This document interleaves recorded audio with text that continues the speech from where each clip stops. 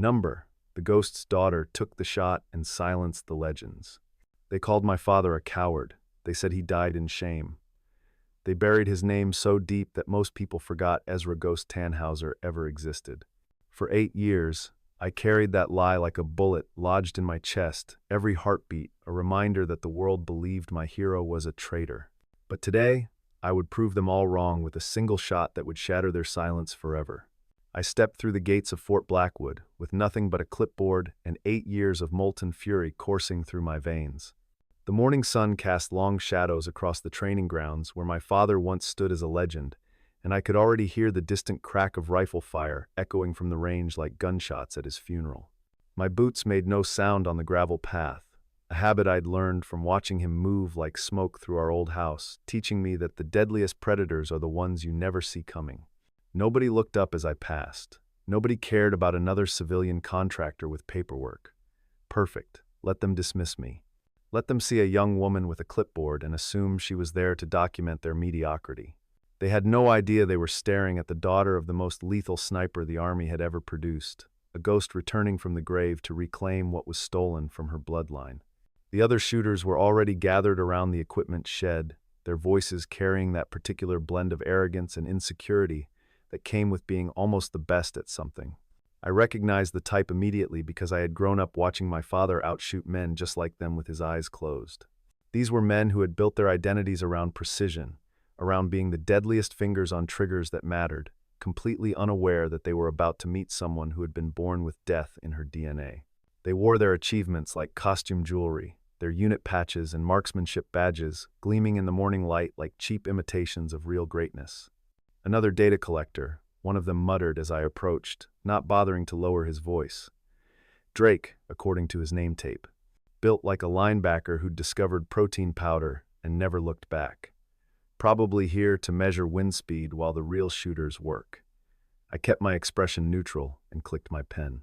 The sound seemed to amuse them. Let them think what they wanted. Let them see a young woman with a clipboard and assume she was there to document their greatness. "Don't mind Drake," said an older voice. This one belonged to Ambrose, a weathered man in his 50s whose hands showed the steady tremor of someone who'd spent decades controlling his breathing. He gets nervous around anyone who might actually know what they're looking at out here. I nodded politely and found a spot near the back of the group. From here, I could observe everything. The way Morrison favored his left shoulder, probably from an old injury that threw off his natural alignment. The way Jenkins kept adjusting his scope, never trusting his initial calculations. None of them knew that I had been watching men like them my entire life. None of them knew that I had learned to read wind patterns before I could read books, that I had memorized ballistic tables while other kids memorized multiplication tables. They saw a clipboard girl, and that was exactly what I needed them to see. The morning progressed with the predictable rhythm of military training, distances, and wind readings and adjustments. The next morning brought the kind of crisp clarity that made long-distance shooting either impossible or perfect, depending on who was holding the rifle. I arrived early again, taking my position near the equipment while the others filtered in with their usual blend of confidence and caffeine. The conversation picked up where it had left off the day before, all technical specifications and competitive posturing. Ambrose was having trouble with his breathing control. I could see it in the way his shoulders tensed before each shot. His groupings were scattered, inconsistent in a way that spoke to internal pressure rather than external conditions. After his 5th miss at 800 meters, the frustration was written across his weathered face like a map of professional disappointment. "Wind's playing games today," he muttered, lowering his rifle and shaking his head. I looked up from my clipboard, studying the flags downrange. The surface wind was moving left to right at about 12 miles per hour, but there was something else. A thermal layer about 15 feet up, moving in the opposite direction. The kind of atmospheric contradiction that could throw off even experienced shooters if they only read the obvious signs. "Try adjusting for the mid-level thermal," I said quietly, my voice barely carrying over the ambient noise of the range. "The air's moving differently up there." Ambrose turned to look at me, his eyebrows raised in surprise. It was probably the first time he'd heard me speak beyond polite greetings.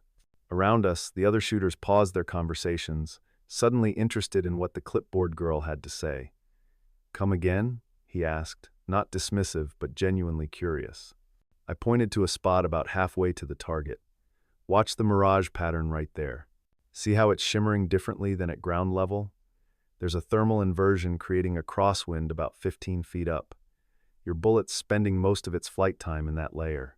He studied the area I'd indicated, his experienced eyes picking up the subtle visual cues that separated good shooters from great ones. After a long moment, he made the adjustment I'd suggested and took his position again. The rifle cracked, and downrange, the target showed a clean hit just off center mass. "I'll be damned," he said, lowering the weapon and looking at me with new interest. "Where'd you learn to read thermals like that?" The others were watching now, their morning banter forgotten in the face of something unexpected. I could feel their attention like a physical weight, the sudden shift from dismissal to curiosity that always came when competence revealed itself in unexpected packages. "Someone taught me that sometimes the most important part of shooting isn't the shooting," I said, making another note on my clipboard. "It's understanding what's happening in the space between you and where you want to go." Drake snorted, but there was less confidence in it than before. "Sounds like fortune cookie wisdom to me. Anyone can get lucky reading wind once." "You're right," I agreed, keeping my tone conversational. "Once could be luck. Want to see if I can get lucky twice?" The challenge hung in the air between us, carrying more weight than my words had intended. This was how it always started, the moment when theoretical knowledge had to prove itself against practical application. Ambrose was already reaching for his rifle, but I shook my head. "Not at 800. Anyone can adjust for 800 once they know what to look for. Make it interesting." The group fell silent, the kind of focused quiet that preceded either spectacular success or equally spectacular failure. Kasov had emerged from the instruction building, drawn by the unusual tension on his normally routine range. "What did you have in mind?" Ambrose asked, and I could hear the respect creeping into his voice despite his better judgment. I looked downrange, past the standard targets to the extreme markers that were rarely used except for specialized training. The wind patterns were complex today, with multiple layers creating a three-dimensional puzzle that would challenge even the most experienced shooters. It was perfect. 3,540 meters, I said. "And I'll need to borrow your rifle." Ambrose handed me his Barrett .50 caliber with the careful reverence most people reserve for religious artifacts. The weapon was a work of precision engineering, every component calibrated to deliver devastating accuracy at distances that turned human targets into mathematical abstractions. I accepted it with the familiarity of someone who had grown up around such tools, my hands automatically checking the action and sight alignment. I settled into position behind the rifle, but not in the way they expected. Instead of the rigid textbook stance they all used, I allowed my body to find its natural alignment with the weapon. This was something my father had taught me long before he'd taught me about windage and elevation. The rifle wasn't a separate tool to be controlled. It was an extension of intention, a bridge between decision and consequence. "Interesting position," Kasov observed, and I could hear the instructor in his voice, always ready to learn something new. "Where'd you pick that up?" "From someone who didn't believe in fighting the weapon," I replied, making minute adjustments to my grip. "He said that when you force a rifle to do what you want, you're fighting two battles at once. One against the target and one against your own equipment." Through the scope, the target seemed impossibly small, a distant speck that required faith as much as skill to engage effectively. I began my breathing cycle, the deep, controlled respiration that would slow my heart rate and steady my hands. But I wasn't just reading the wind or calculating bullet drop. I was listening to something deeper, a sense that went beyond mechanical precision into the realm of intuition. My father had called it hearing the shot before you take it, the ability to know when all variables had aligned into that perfect moment of opportunity. "It's not about fighting the wind," I said finally, my voice calm despite the attention focused on me. "It's about using it, finding the moment when all the chaos lines up into something predictable." My finger found the trigger, applying the gentle pressure that my father had taught me to think of as a caress rather than a strike. The Barrett roared, its muzzle blast sending a shockwave through the still morning air. Downrange, almost 4 seconds later, the target showed a clean hit just inside the bullseye, a new facility record. The silence that followed was profound, the kind of quiet that comes when assumptions are shattered and new realities begin to form. "That's impossible," Drake said finally, his voice lacking its usual confidence. "Nobody shoots that clean at that distance without a spotter, without calculations, without knowing what they're doing." "You're right," I said, safing the rifle and beginning the process of clearing the action. It would be impossible if you were trying to force the shot. But when you learn to work with the environment instead of against it, different things become possible. Kasov stepped forward, his expression a mixture of professional interest and personal curiosity. That was exceptional shooting. Mind if I ask where you learned that technique? This was the moment I had been building toward, the question that would begin to unlock 8 years of carefully maintained silence. I stood up from behind the rifle, brushing dust from my knees, and looked directly at the chief instructor. "From my father," I said, "Ren Tanhauser, though you probably knew him by his call sign."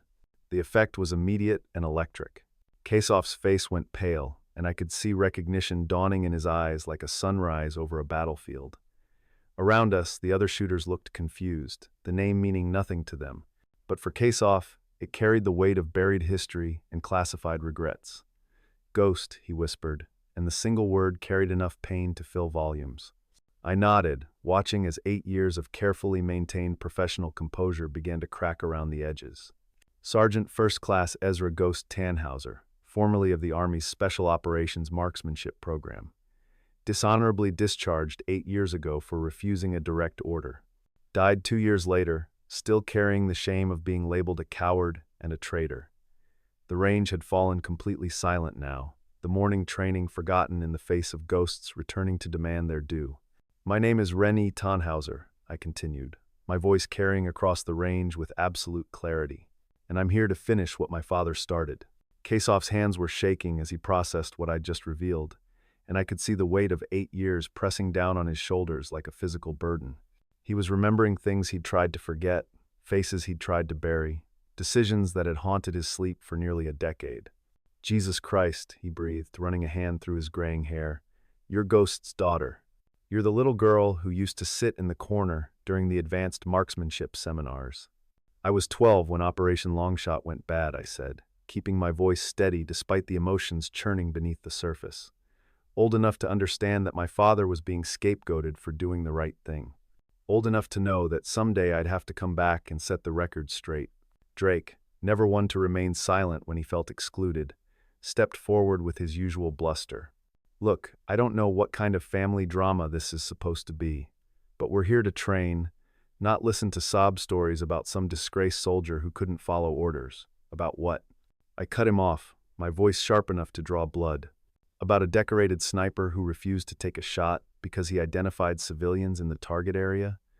About a man who chose to disobey a direct order rather than murder innocent people?"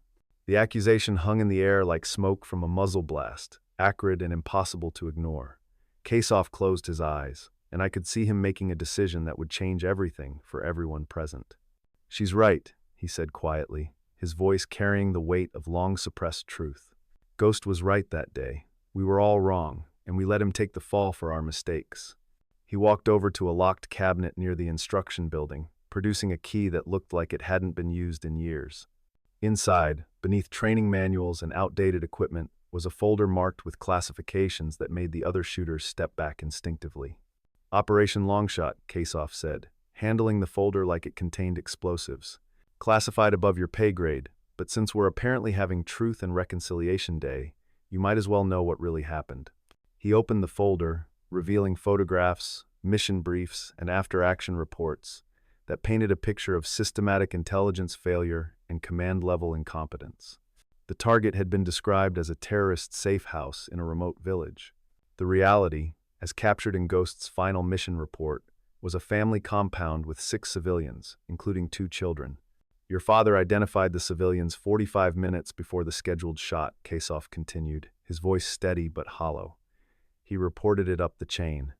Command told him to take the shot anyway. He refused," I said, taking up the narrative that had shaped my entire adult life. Put his rifle down and walked away from the mission. 40 minutes later, satellite intelligence confirmed what he'd reported. The target was a family gathering. If he'd taken that shot, he would have murdered 6 innocent people, including a 4-year-old girl. The silence that followed was different from before, heavier with the weight of moral implications rather than simple surprise. "The records were sanitized," Kasov admitted, closing the folder with deliberate care. "Command needed a scapegoat for the intelligence failure.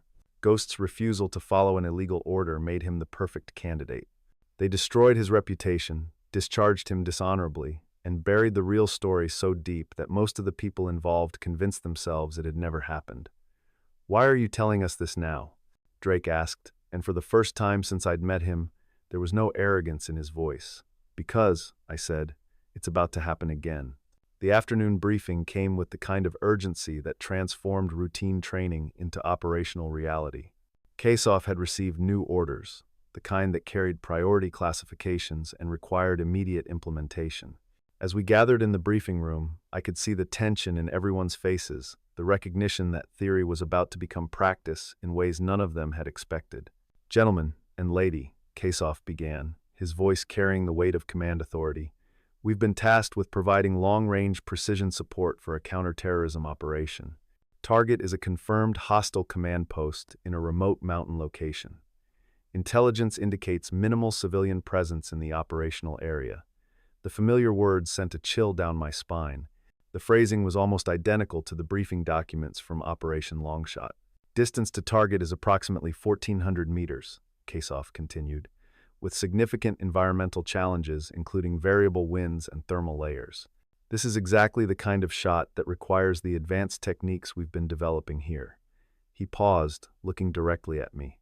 "Tanhauser, based on your demonstrated capabilities, I'm assigning you as primary shooter for this mission." The room erupted in protests, Drake leading the charge with predictable indignation. "You're giving the most important shot to someone who showed up 2 days ago with a clipboard? She made one lucky shot at the range?" "That shot broke the facility record," Kasov replied calmly. "And it wasn't luck. I've seen enough shooters in my career to recognize the real thing when it walks onto my range." I accepted the target package, but something about the photographs was bothering me. The angles were wrong, the resolution inconsistent in ways that suggested composite imaging rather than direct surveillance. My father had taught me to read intelligence materials with the same skepticism he applied to wind readings, always looking for the story the data wasn't telling. "What's the source on the civilian assessment?" I asked, flipping through pages of technical specifications and operational parameters. "Standard intelligence protocols," Kasov replied, but there was uncertainty in his voice. "Multiple source confirmation, satellite surveillance, communication intercepts. The same promises, the same assurances, the same institutional confidence that had nearly resulted in the murder of innocents 8 years before." I could feel the weight of history pressing down on the briefing room, the sense that time was moving in circles rather than straight lines. "I'll need to make some modifications to the equipment," I said, standing up from the briefing table. Drake looked confused. "What kind of modifications?" I was already working through the technical requirements in my mind, stripping away the layers of technological complexity that had accumulated around modern precision shooting. "I'll be removing most of the electronic assistance systems," I said, ignoring the shocked expressions around the room. "No ballistic computer, no electronic wind sensor, no digital scope adjustments." "That's suicide," Morrison protested. "Those systems exist for a reason. They're what make these kinds of shots possible. They're what make these kinds of shots easy," I corrected. "But easy isn't always right. Sometimes you need to feel the shot, understand it on a level that goes beyond calculations and compensations. Sometimes you need to trust something deeper than technology." The helicopter ride to the forward operating position gave me time to study the terrain and weather patterns we'd be working with. The mountain landscape below was spectacular and unforgiving, the kind of environment that punished small mistakes with catastrophic consequences. Ambrose sat across from me, occasionally glancing at the stripped-down rifle secured between us. He'd volunteered to serve as my spotter, despite having reservations about my unconventional approach to the mission. "Still think you should have kept the ballistic computer," he said over the helicopter's engine noise. 1,400 meters is a long way to trust pure instinct." "Instinct isn't what I'm trusting," I replied, checking my equipment one final time. "I'm trusting training, preparation, and the ability to read what's really happening instead of what I think should be happening." The approach to our hide site took 3 hours of careful movement through terrain that offered excellent concealment but punishing physical demands. By the time we reached the position Kasov had selected, I was intimately familiar with the local wind patterns, thermal conditions, and sight lines that would define the success or failure of our mission. "Target area is down there," Ambrose said, settling into his spotting position and training his scope on the distant compound. "Rangefinder says 1,437 meters." I established my shooting position, allowing the rifle to find its natural point of aim while I studied the approach to the target through my scope. The compound matched the intelligence photographs, but something felt wrong. The angles were different, the shadows inconsistent with the supposed timestamps on the surveillance images. "Ambrose," I said quietly, "look at the courtyard area. Tell me what you see." He adjusted his scope, studying the area I'd indicated with the careful attention of someone who had learned not to trust first impressions. After several minutes, he lowered his eye from the optic and turned to look at me with growing concern. "There are clothes hanging on a line behind the main building," he said. "Children's clothes. Small sizes." My heart began to race as the implications sank in. The intelligence picture was wrong, just as it had been 8 years before. "How many civilians can you identify?" I asked, already knowing that the answer would change everything. Ambrose spent several more minutes conducting a systematic survey of the compound, documenting every sign of non-combatant presence with the thoroughness that had kept him alive through multiple deployments. When he finally lowered his scope, his expression was grim. "At least 6 confirmed civilians," he reported. 2 children playing in the courtyard, an elderly woman tending a garden, what looks like a family group preparing food. "This isn't a terrorist safe house, Ren. This is someone's home." The radio crackled with the voice of our command element, requesting a status update and confirming our readiness to engage the target. In that moment, I understood exactly what my father had faced 8 years before. The choice between following orders and following conscience, between institutional loyalty and moral clarity. I keyed the radio, my voice steady despite the magnitude of what I was about to do. "Control. This is Longshot. We have positive identification of multiple civilians in the target area. Requesting mission abort." The response was immediate and predictable. "Negative, Longshot. Intelligence assessment indicates minimal civilian presence. You are cleared to engage. Control, we have eyes on target. There are at least 6 civilians, including children currently present in the impact area. I am requesting immediate mission abort. Longshot, you are ordered to complete your mission as briefed. Engage the target." I looked at Ambrose, seeing my own moral clarity reflected in his weathered face. He had heard the same exchange, understood the same terrible choice that was being placed before us. But he also understood something else. This time, there would be a witness. "I'm recording this," he said quietly, activating the digital recorder that was part of his standard equipment. "Every word, every decision, every consequence." I took my hand off the rifle, the decision made with the same certainty that had guided my father 8 years before. Some orders could not be followed, some missions could not be completed, some prices were too high to pay regardless of the institutional consequences. Control, this is Longshot. I am unable to complete this mission. There are children in the target area. 20 minutes later, our radio crackled again. This time, the voice belonged to Kasov himself, and I could hear the relief mixed with vindication in his transmission. "Longshot, this is Control. Mission is aborted. Satellite reconnaissance has confirmed civilian presence in target area. Return to base immediately." The flight back to Fort Blackwood was conducted in relative silence, but it was the silence of shared understanding rather than uncomfortable tension. "Your father would be proud," Ambrose said as we approached the landing zone. "Takes real courage to say no when everyone expects you to say yes." I thought about that as we touched down, about courage and conscience and the price of doing what's right when institutions would prefer convenient lies. My father had paid that price with his career, his reputation, and ultimately his life. But he had also passed something else down to me. The debriefing was conducted with unusual formality, as if everyone involved understood that this was a moment that would be remembered and reviewed for years to come.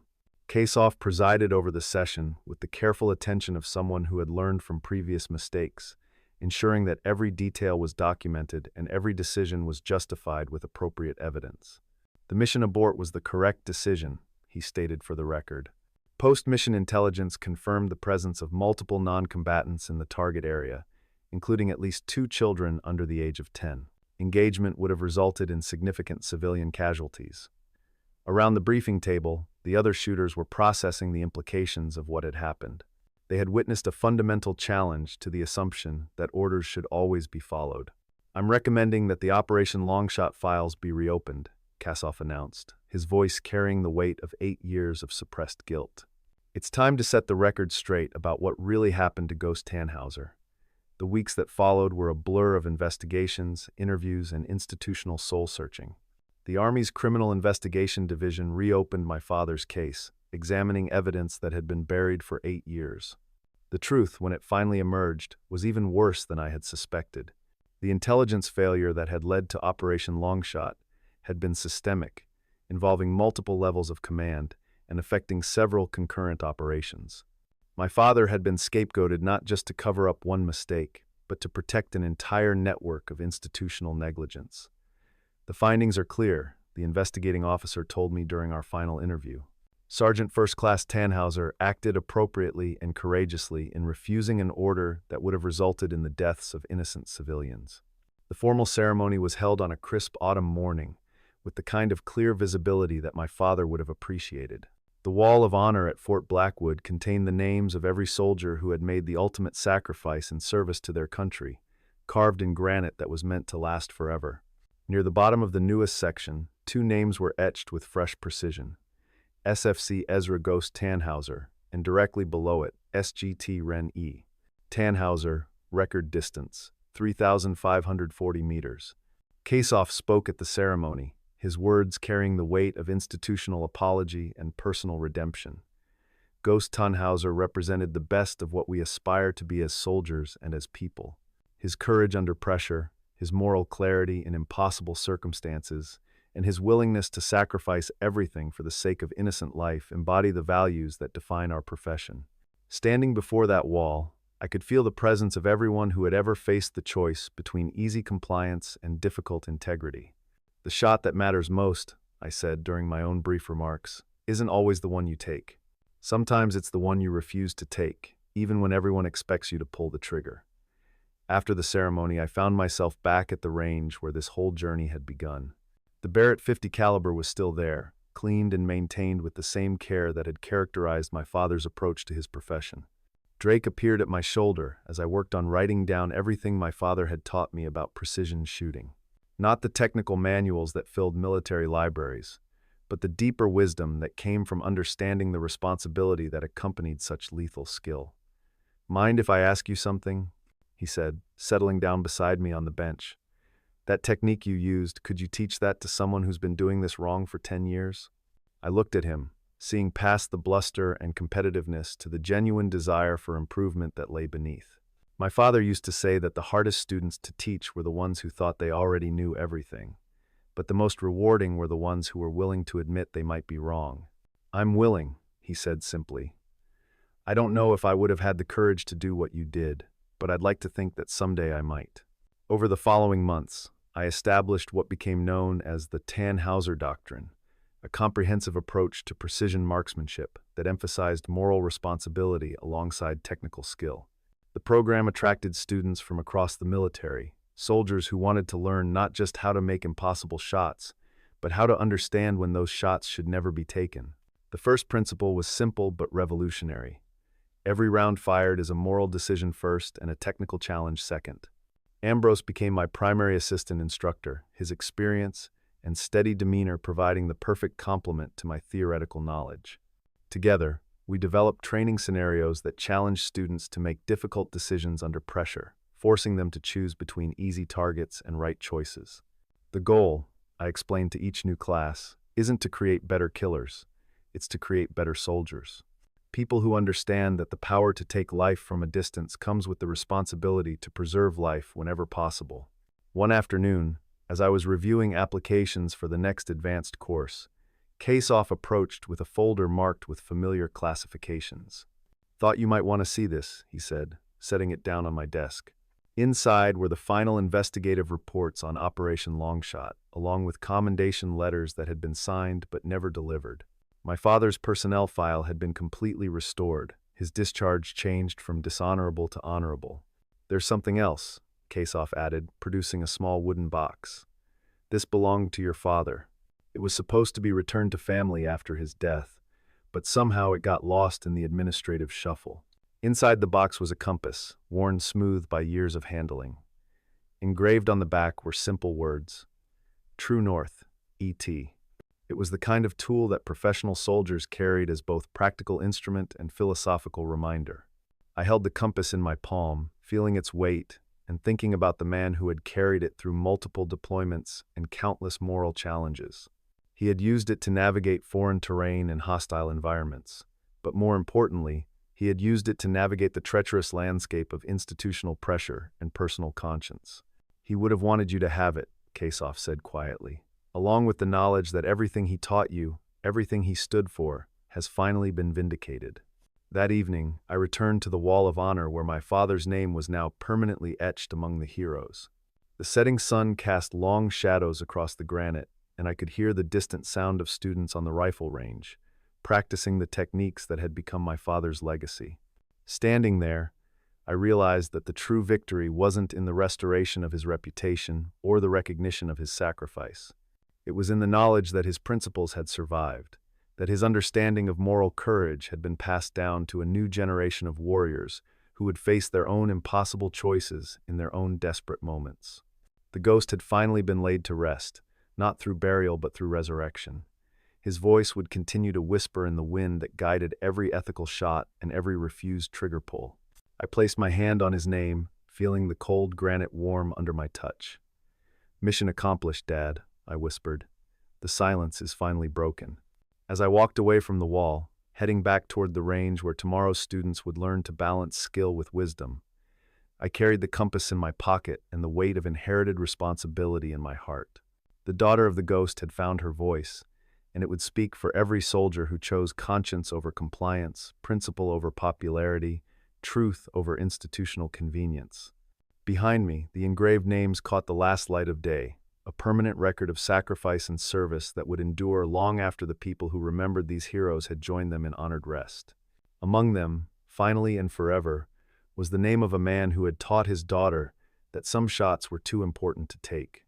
The wind moved through the memorial garden, carrying with it the echo of lessons learned and wisdom passed down through generations of warriors who understood that true strength lay not in the ability to destroy, but in the wisdom to know when destruction served no honorable purpose. The range fell quiet as evening approached, and I began the process of writing down everything my father had taught me about precision shooting. Not the technical manuals that filled military libraries, but the deeper wisdom that came from understanding that the hardest shot is the one you don't take.